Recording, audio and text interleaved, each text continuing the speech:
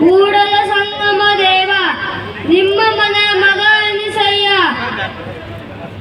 ಶರಣ ಬಸವೇಶ್ವರಿಗೆ ನಮಸ್ಕರಿಸಿ, ವಿಶ್ವಗುರು ಬಸವಣ್ಣನವರಿಗೆ ನಮಸ್ಕರಿಸಿ, ಬಸವಾದಿ ಪ್ರಮತರಿಗೆ ನಮಸ್ಕರಿಸಿ, ಕಾಯಕವೇ ಕೈಲಾಸ ಅಂದರೆ ವಿಶ್ವಗುರು ಬಸವಣ್ಣನವರು ಹೇಳಿದರು. ವಿಶ್ವಗುರು ಬಸವಣ್ಣನವರು ಸ್ಥಾಪಿಸಿದ ಅನುಭವ ಮಂಟಪ ಜಗತ್ತಿನ ಪ್ರಥಮ ಪಾರ್ಲಿಮೆಂಟ್ ಆಗಿದೆ. ವಿಶ್ವಗುರು ಬಸವಣ್ಣ ಸಮಾನತೆಯ ತತ್ವ ಇನ್ನು ನಮ್ಮ ದೇಶಕ್ಕೆ ಬೇಕಾಗಿದೆ. ನಮ್ಮ ಅಪ್ಪಾಜಿಯವರ ಪೂಜ್ಯ ಡಾಕ್ಟರ್ ಶರಣಬಸಪ್ಪ ಅಪ್ಪನವರು ಪಾರ್ಲಿಮೆಂಟಿನ 9ನೇ ಗೇಟಿನ ಎದುರು ವಿಶ್ವಗುರು ಬಸವಣ್ಣನವರ ಭವ್ಯ ಮೂರ್ತಿಯನ್ನು ಸ್ಥಾಪಿಸಿದ್ದಾರೆ. ಜೀವಿಗಳನ್ನು ಜಾತಿ, ಮತ, ಪಂಥ, ಲಿಂಗ ಭೇದವನ್ನು ಕಿತ್ತೊಗೆದು ಎಲ್ಲರ ಎದೆಯ ಮೇಲೆ ಲಿಂಗ ಕಟ್ಟಿ ಶರಣನ್ನಾಗಿಸಿ, ಕಾಯಕ ಕೊಟ್ಟು ಕಾಯಕ ಯೋಗಿಯಾಗಿಸಿ, ದಾಸೋಹ ಕಲಿಸಿ ದಾಸೋಹ ಭಂಡಾರಿಯಾದರು ಸಾಂಸ್ಕೃತಿಕ ನಾಯಕರಾದ ಬಸವಣ್ಣನವರು. ದಾಸೋಹಿಗಳ ತಾಯಿ ಡಾಕ್ಟರ್ ದಾಕ್ಷಾಯಣಿ ದೇವಿಯ ಚರಣ ಕಮಲಕ್ಕೆ ವಂದಿಸುತ್ತಾ ಅದೇ ಒಂದು ನಿರ್ಧಾರ ಮಾಡಿದ್ರು. ಇದು ಈ ವರ್ಷದ ಬಸವ ಜಯಂತಿ ಒಂದು ಮಾದರಿಯಾಗಬೇಕು ಮತ್ತು ವೈಶಿಷ್ಟ್ಯಪೂರ್ಣ ಆಗಬೇಕು ಅಂತ ಹೇಳಿ ಇವತ್ತು ಈ ಜಯಂತಿಯನ್ನು ಮಾಡಿದ್ದಾರೆ.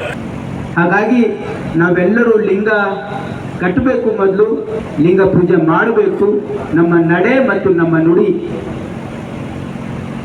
ಮೃದು ವಚನಗಳೇ ಸಕಲ ಜಪಂಗಳಯ್ಯ, ಮೃದು ವಚನವೇ ಸಕಲ ತಪಂಗಳಯ್ಯ, ಸದ್ವಿನಯವೇ ಸದಾಶಿವನ ವರುಮೆಯಯ್ಯ, ಕೂಡಲ ಸಂಗಮ ದೇವರ ನಂತಲದೊಲ್ಲನೆಯ ಅಂತಕ್ಕಂಥ ಒಂದು ಭಾವನೆ ಏನು ಅಣ್ಣ ಬಸವಣ್ಣನವರು ಬಸವಾದಿ ಶರಣರು ನಮಗೇನು ಹೇಳಿಕೊಟ್ಟಿದ್ದಾರೆ. ಈ ಒಂದು ಕಾರ್ಯಕ್ರಮದ ಪ್ರತಿ ಬಸವ ಜಯಂತಿ ದಿನ ನಾವೆಲ್ಲ ಇಲ್ಲಿ ಸೇರಿ ಅಣ್ಣ ಬಸವಣ್ಣ, ಬಸವಾದಿ ಶರಣರ ವಚನ ಸಾಹಿತ್ಯ ಮತ್ತು ಬಸವಾದಿ ಶರಣರ ಆಚರಣೆಗಳನ್ನು ನಮ್ಮ ಜೀವನದಲ್ಲಿ ಅಳವಡಿಸ್ಕೊಂಡ್ರೆ ನಮ್ಮ ಜೀವನದಲ್ಲಿ ಪರಸತಿ ಏನು ಪರಸತಿ?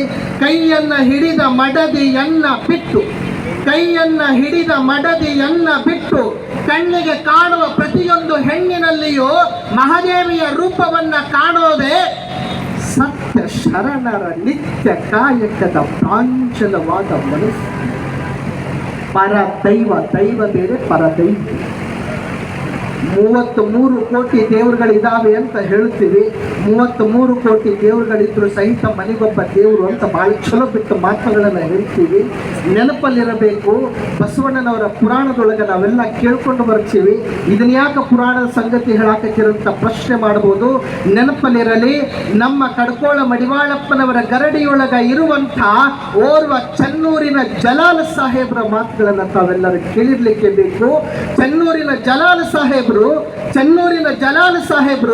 ಮೂಲತಃ ಇಸ್ಲಾಂ ಧರ್ಮದವರಾದರೂ ಸಹಿತ ಕಡ್ಕೋಳದ ಮಡಿವಾಳಪ್ಪನವರ ಗರಡಿಯೊಳಗ 12ನೇ ಶತಮಾನದೊಳಗ ಆ ಅನುಭವ ಮಂಟಪ ಸ್ಥಾಪನೆ ಆದರೆ ಮತ್ತೊಂದು ಅನುಭವ ಮಂಟಪವನ್ನು ಸ್ಥಾಪನೆ ಮಾಡಿರುವಂತಹ ಕೀರ್ತಿ ಅದು ಕಡ್ಕೋಳದ ಮಡಿವಾಳಪ್ಪನವರಿಗೆ ಸಲ್ತದೆ.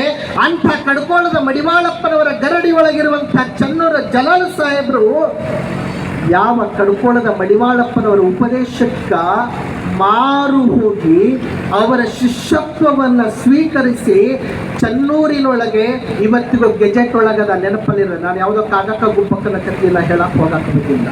ಇವತ್ತಿನ ಹೈದರಾಬಾದಿನ ಗೆಜೆಟ್ ಒಳಗದೆ ಇವತ್ತಿಗೂ ನಾವು ಅದನ್ನು ನೆನೆಸ್ಕೊಳ್ತೀವಿ. ಬಸವ ಮಹಾಪುರಾಣವನ್ನ ಚೆನ್ನೂರಿನ ಗ್ರಾಮದೊಳಗ ಹಚ್ಚುತ್ತಾರೆ.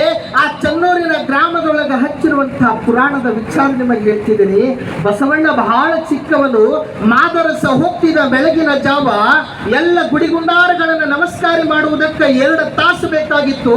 ಬಸವಣ್ಣ ಬಂದ ಮೇಲೆ ಕೇಳ್ತಾನೆ ಮಾದರಸನಿಗೆ, ಯಪ್ಪ ಇಷ್ಟೊತ್ತು ಎಲ್ಲಿಗೆ ಹೋಗಿದ್ದಿ ಅಂದಾಗ ಬಸವಣ್ಣನವರಿಗೆ ಹೇಳ್ತಾನೆ ಮಾದರಸ, ಯಪ್ಪ ಊರೊಳಗ ಏನು ಗುಡಿಗಳಿದ್ವಲ್ಲ ಆ ಗುಡಿಗೆ ನಮಸ್ಕಾರ ಮಾಡಕ್ ಹೋಗೀನಿ ಅಂದಾಗ ಬಸವಣ್ಣ ತಿಳ್ಕೊಳ್ತಾನೆ, ಬುದ್ಧಿ ಕಲಿಸ್ಬೇಕಾಗ್ಯದ ನಮ್ಮ ಅಪ್ಪನ. ಸಣ್ಣ ವಯಸ್ಸೊಳಗೆ, ನಮಗೆ ಇನ್ನೂ ಸಣ್ಣ ವಯಸ್ಸಲ್ಲಿ ಚಡ್ಡಿ ಹಾಕೊಳಕ್ ಬರಲ್ಲ.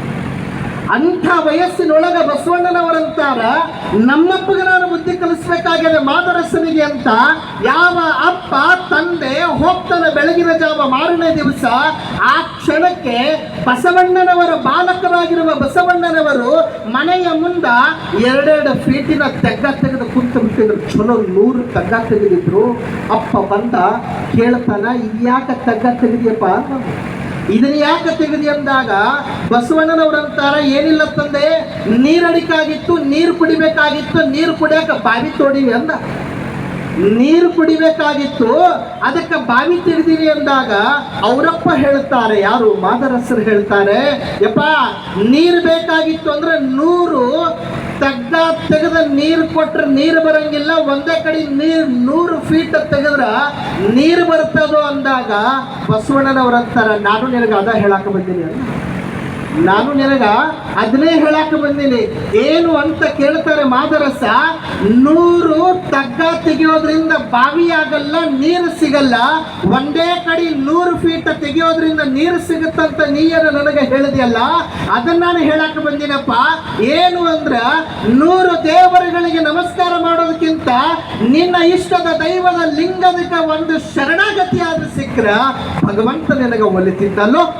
ಪರ ಧನ ಪರ ಸತಿ ಪರ ದೈವಂಗಳಿಗೆ ಎರಗ ದಿಪ್ಪುಗೆ ನಿತ್ಯ ನೇಮ ಕಾಣಿರೋ ನಮ್ಮ ಶಂಭು ಜಗದೀಶ್ವರಲ್ಲಿ ಹೇಳುವ ಮಾತುಗಳನ್ನು ಬಹಳ ಸ್ಪಷ್ಟವಾಗಿ ಈ ಒಂದು ವೇದಿಕೆ ಮೂಲಕ ಕೊಡುವುದರ ಮೂಲಕ ಬಹಳ ಚಲೋ ಬರೀತಾರೆ.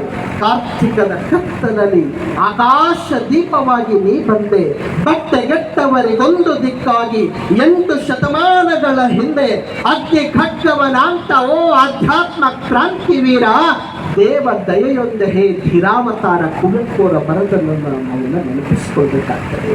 ವಿಶ್ವ ಜಾಗತಿಕ ಇತಿಹಾಸದೊಳಗೆ ಧರ್ಮ, ಸಮಾಜ, ಸಾಹಿತ್ಯ ಸಂವರ್ಧನೆಗಾಗಿ ಸಕಲ ಜೀವಾತ್ಮರಿಗೂ ಲೇಸ ಬಯಸಿದವನು ಬಸವಣ್ಣ.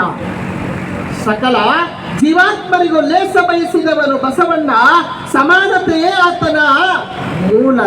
ಮಹಿಳೆಯರಿಗೆ ಮನ್ನಣೆಯಾದ ಒಂದೇ ಕನ್ನಡ ನಾಡಿನೊಳಗೆ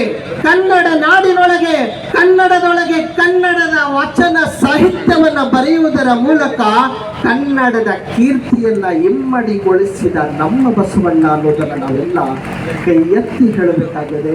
ಅಂಥ ಬಸವಣ್ಣನವರನ್ನ ನೆನಪಿಸಿಕೊಳ್ಳುವಂಥ ಸ್ತುತ್ಯಾರವಾದ ಈ ಘಳಿಗೆಯೊಳಗ 2 ಮಾತುಗಳನ್ನು ಹೇಳುವುದಕ್ಕೆ ಈ ಒಂದು ವೇದಿಕೆ ನನಗೆ